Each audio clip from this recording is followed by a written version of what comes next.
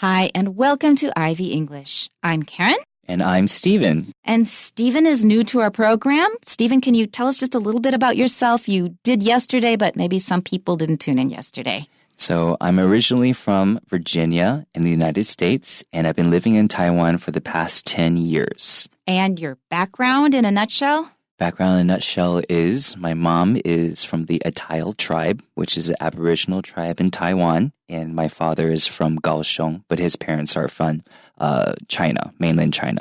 Right. So it's really a colorful background. So someday when we get a chance, we should just have him do a whole program on his family background because he's got so many different cultures in his one family. Okay, today we're going to hear part 2 of the article that we started yesterday, which was about a very, very famous book that has had a big influence on our entire culture, our English-speaking culture, as well as world culture, because I think the whole world now follows these same ideas and stereotypes of pirates. Yes, ever since I was a kid, I know what a pirate looks like, and that says a lot. Maybe Treasure Island is the biggest influencer on that. It probably is. And we're on page 44 of your magazines, and today is October 16th, so in case you need to find the place. So we're going to continue now with part 2 of X marks the spot in Treasure Island. Stephen, you want to start? Yes. At the start of Treasure Island, Jim Hawkins is a young teenager who works at a hotel by the sea. One day, a sailor named Billy Bones checks into the hotel. When Bones suddenly dies, Jim discovers that he had a secret map leading to Captain Flint's buried treasure. Jim shows the map to his friends Squire Trelawney and Dr. Livesey. They decide to purchase a ship, hire a crew, and set sail to find the treasure. Once they're on the water, Jim overhears the one-legged cook, Long John Silver, talking to 2 other crew members. Silver reveals that many of the crew are pirates who used to work with Captain Flint. Silver and the pirates plan to kill the others so they can keep the treasure for themselves. When the ship reaches Treasure Island, Jim escapes into the jungle. There, he encounters Ben Gunn, a crazy sailor who agrees to help him defeat the pirates for a portion of the treasure. Jim agrees and sets off to tell the others, but he's taken hostage by Silver and the pirates. Silver tells Jim the others traded the treasure map for their freedom. Yet, when the pirates try to dig up the treasure, they discover it's gone. Moments later, Gunn and the others attack the pirates and rescue Jim. Silver survives the fight, and he is allowed to sail home with Jim and the others. However, he steals some of the treasure and runs away when the ship reaches the first port. Although he returns home rich, Jim has nightmares about Silver for many months, as he's worried that the one-legged pirate may return to kill him. Wow, that's quite an ending. And that's really how it is in the book, is that Jim is tormented. He feels tortured by memories of what happened, and he's worried that someone is going to come back for it. Well, that someone, we know who it is. This one-legged pirate may come back and try to kill him, to get revenge on him. So I guess they're trying to teach us a lesson, and that is don't be greedy and don't deal with dishonest people. I mean, that's one of the lessons I think our parents teach us too. Don't do anything that would harm others, because maybe at the moment you may have some kind of gain, but then can you really sleep on it? Yeah. Yeah. Is money really worth all that? Well, a lot of people would say yes. If you look at politics in many countries. Who knows, right? You see people just doing whatever it takes to get a lot of power and money. So the lesson is, this is not a good idea. Although some people may do well eventually, most of us won't. Okay, let's go back to the beginning. Okay, so at the start of Treasure Island, Jim Hawkins is a young teenager who works at a hotel by the sea. So the who here towards the end of the sentence, it's a pronoun and is used to introduce a clause, and it's giving information on the word before it, which is teenager. So, because a lot of times I think with English, it seems like sentences just go on and on and on, and then it's confusing for people when they don't know exactly how to break it down. So if we looked at the sentence after teenager, like the part after teenager, that's actually just, the who is just explaining about the teenager, but everything else before that, like that could just be the sentence itself. That's right. And you learn a lot about this in your classes, in your English classes in school, these relative pronouns. A teenager, and what about this teenager? Well, he works at a hotel, and this hotel is located near the sea. It just gives us information about the teenager. If you are translating into Chinese, there are two things you can do. You can take this information in the clause that starts with who, and you can put it before young teenager. Now, this is an English-only program, so I can only suggest the Chinese with a literal English translation. So you could say, Jim Hawkins is a young, works at a hotel by the sea teenager. You could do that in Chinese. But often you end up with a sentence that's too long, and it's awkward because it's so long with too much information on the left. So normally what you do when you have a relative pronoun in English, you just start a new sentence. So in Chinese, you would probably say, Jim Hawkins is a young teenager. Jim works at a hotel by the sea. You would just separate it into two sentences, right? Right. And in Chinese, you can put a comma there. It looks like sentences in English, we'd have to put a period. Right. But in Chinese, because you don't have these relative pronouns, you just use a separate short sentence and put a comma and a comma and a comma. And after lots of these, you finally put a period. That's a big difference between English and Chinese. We cannot just throw in a comma wherever we want. We have to have some way of connecting the two parts. And one way of connecting them besides and is to use a relative pronoun. Remember that you don't have it in Chinese, so just kind of start a new sentence. You just have to memorize some rules sometimes, right? Right, and practice. Right. Okay, our next sentence? So I want to go back to explain Sure. two things. For teenagers, another word you can use is teen, just T-E-E-N. And that age group is roughly from 13 until 19. And by the sea, it just means next to the sea. All right, so next sentence. One day, a sailor named Billy Bones. So what is a sailor? A sailor is somebody who works on a ship or a boat and is probably constantly out on the sea, in the sea. That's right. And in Chinese, you call it a water hand. Oh, a water hand. So another way to put it, right? Right. So when you first arrive at a hotel, you have to go register your arrival. So we would say that you check into the hotel. Another thing that you check into is maybe you check into the airport when you have to board a plane, right? You have to check in. Or the hospital. Oh, yes. Yeah, that one, hopefully you don't have to have too many experiences or any at all. That's right. That's right. To check into, that means you write down your name and then they say, okay, we know you're here. Go ahead. Yes. So the next sentence, when Bones suddenly dies. And in English, I really want people to feel more comfortable speaking with higher intonations and lower intonations. Because in Chinese, we have the four tones, right? 1, 2, 3, 4. In English, you kind of have more freedom to kind of emphasize or enunciate words that you feel like could bring out life into the sentence. So here, I would make suddenly higher, suddenly, and I would even drag it out to emphasize it. So it really depends on how you want to read it, but it's just constantly I hear a lot of my Taiwanese friends, they might read things in a very monotone voice. And when Bones suddenly dies, yes, Jim discovers that he had a... That's a perfect, I guess I would say, imitation of it. But let's listen to how Stephen would do it. It's when Bones suddenly dies. There we go. There you go. So it's totally different because, especially when people are listening to you, they might not be able to imagine exactly what you're trying to say, especially if you do it in a very monotone voice. But when you add different intonations, drag out words, make some words higher, some words lower, it really paints a picture with words and it helps the person understand what you're trying to convey. So, and just a little plug here. Plug, P-L-U-G, that means I'm advertising a bit. If you want to find out the rules for this, we have rules about which words you can stress and how you stress them. Just type in Karen Zhong, go to my homepage and click on the first link. It says How to Learn English Well. There's a whole series of articles about this and related topics. So if you want more information on it, it's out there. And it's very important. I think a lot of people underestimate how important making your English speaking sound natural is. And I think a lot of people focus only on the grammar or learning the vocabulary, but it's so much more than that.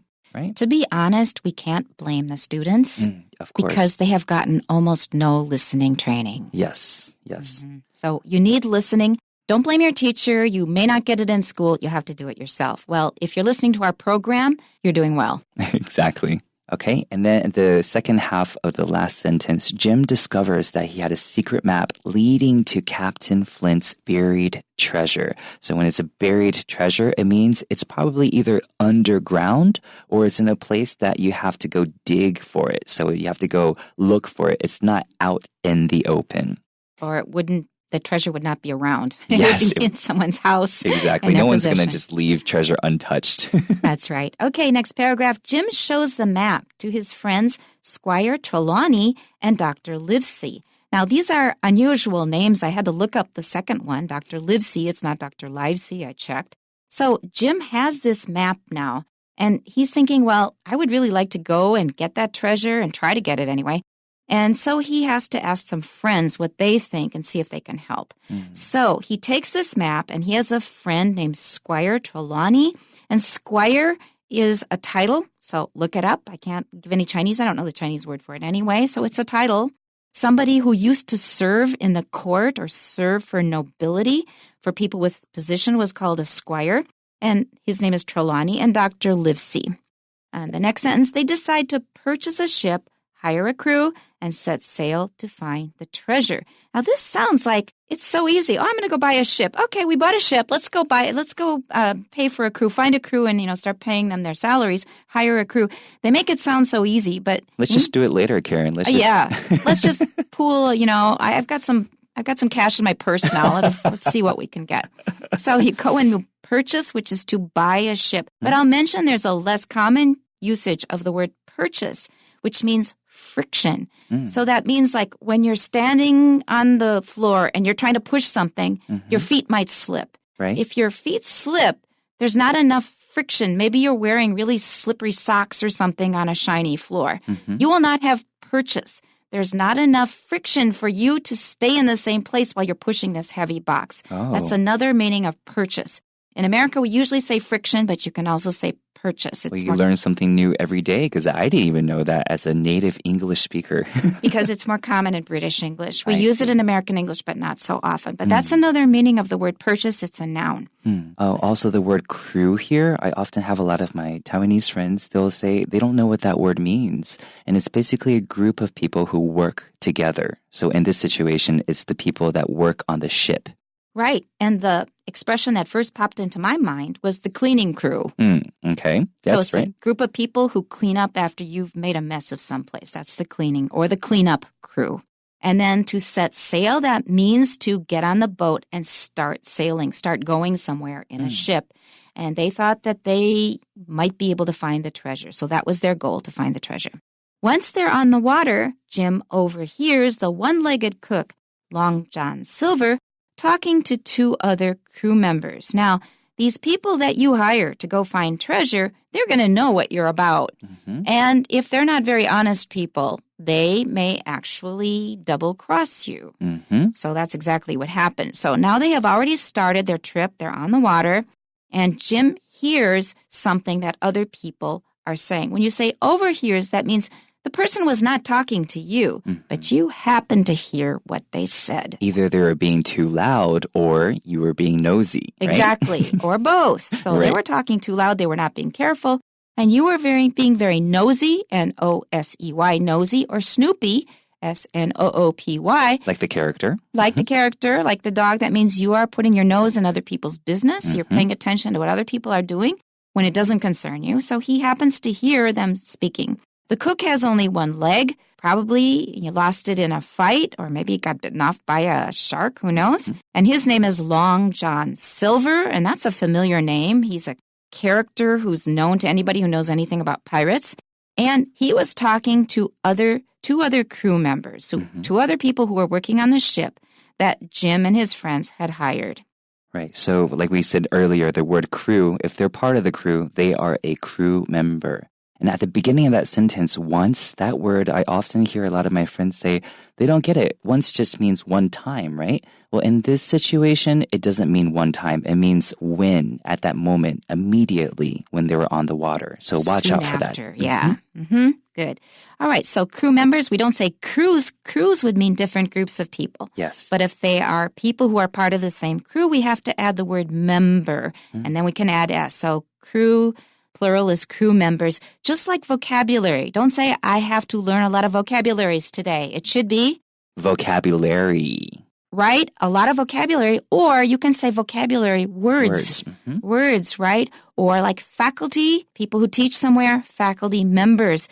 Watch out for those words. Another one is punctuation. Yes. I hear S after that a lot too, right? Right. And what you should say is punctuation marks.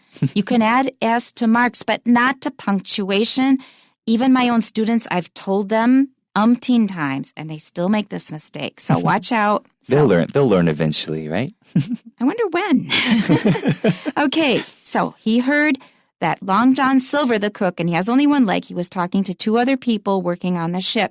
Silver reveals that many of the crew are pirates who used to work with Captain Flint. All right, so that's why they were so cheap. Right, that's why, because they had another agenda, right? agenda. That means they had other plans that they're not revealing to Jim. So when I just used the word reveal, which is in the sentence, and it means to expose information about something. Something that may have been hidden before. And then here we also see used to work with Captain Flint. A lot of people know used to, it means at one time, but don't forget there's a D in there. It's sometimes hard to hear, but it's there. That's right. So watch out for the D there. Used to, there's a pause there because you've got a T running into a T. Used to, and not used to. And also keep in mind that it's different from used to. Used to meaning a habit. So used to work with means they worked with him in the past. But if I say that I'm used to getting up at 8 o'clock every morning, that means I have a habit. It's just a habit. You're going to have to spend some... It's a good habit. Well, actually, I get up at 5, but I didn't want to mention that. Goodness.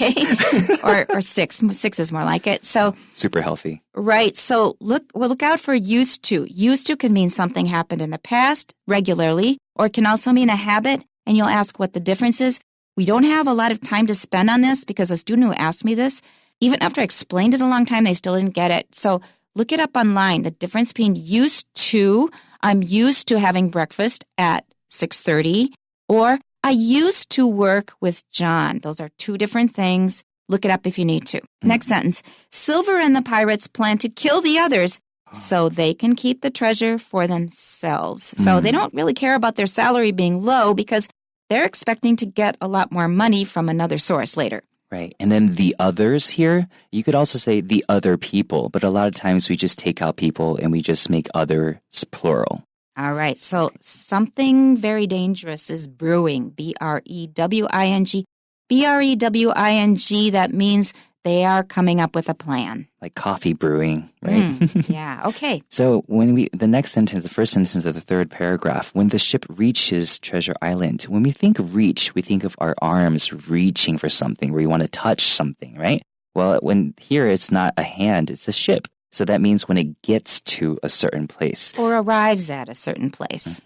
And here we see the word jungle at the end of the sentence. When you think jungle, it's a very dense forest with many plants and animals, but it's more in the tropics. That's right. Okay? In the next sentence, we see the word encounter. He encounters Ben Gunn as he's running into the jungle. Encounter, it just is another word to say he meets. Unexpectedly here. And he's a crazy sailor, and he agrees to help Jim defeat the pirates for a price. What price is it? A portion of the treasure. Of course, he won't do it for free. I know. Who would do that as a pirate, right? Or a sailor. Right. So defeat here means to fight against and to win. You have to win in order to defeat someone. And a portion of the treasure just means a part of the treasure. Well, that's also a very shady word because you never know how big a portion is. It could be a small portion or it could be the whole portion, which is the whole thing. And once they start arguing about it, violence might ensue. Yes. Never, and that wouldn't be pretty. Right. Jim agrees and sets off to tell the others. So sets off, it's kind of like a gun. You set off a gun or you set off a cannon. It's kind of like he runs off to do this thing. But he's taken hostage by Silver and the pirates. When you're taken hostage, it means that you're being kidnapped. You're being taken against your own will. You're being taken without your agreement. So that's when you're being taken hostage. Right. And sometimes it's because you believe somebody else will pay money to set this person free. Yeah, usually you don't just take hostages for the fun of it. Right. You expect to get something out of it by threatening the person. Mm-hmm. So the next sentence, Silver tells Jim the others traded the treasure map for their freedom. So when you trade A for B, you're giving them you're giving them A because you want B. So that's the way that you use trade A for B. So here is trading the treasure map for their freedom. But he had a little trick up his sleeve. Of course he does, because pirates can't be honest all the time, right? Next, we have yet. When the pirates try to dig up the treasure, we say dig up here because we know the treasure is buried, right? Buried. And here at the beginning, yet is another way to say the word still. They discover it's gone. Oh, the treasure's not there anymore. I wonder who took it. Moments later, Gunn and the others attack the pirates and rescue Jim. Okay, so here, because we put moments later, that's a perfect transition to kind of let the reader know that something's going to happen next, like immediately. So it keeps the readers on their toes. They want to know what comes up next. So transitions are very important. Right. And also this crazy pirate Gunn, who Jim encountered by chance, he's sort of taking care of Jim. He frees Jim. So far, so good. Yeah, seems like he's a nice friend so far, right? Yeah. So Silver survives the fight, which means he doesn't die, and he is allowed to sail home with Jim and the others. When someone is allowed to do something, like here, Silver is allowed to sail home with Jim, that usually means that a person with a position of authority he lets you do something. So here, Jim lets Silver go home with him. So that's why they use the word allowed to sail home. Because he was a pirate and he was probably pretty dangerous, but maybe he acted really nice to them and said, well, I've changed. I've become a new man. I'll be a good man from now on. So they said, okay, that's fine. You can come home with us. Because it seems like Jim, he just wants adventure. He's not like a pirate who's trying to go kill people for, a benefit or a treasure. So he probably has a good heart. I believe you. I bet maybe you're not as bad as I think. And maybe Jim is a bit naive. Because what comes next? However, Silver, he steals some of the treasure and runs away when the ship reaches the first port. So once they arrive, he just takes some of the treasure and leaves. Yeah, he is a pirate. What do you expect?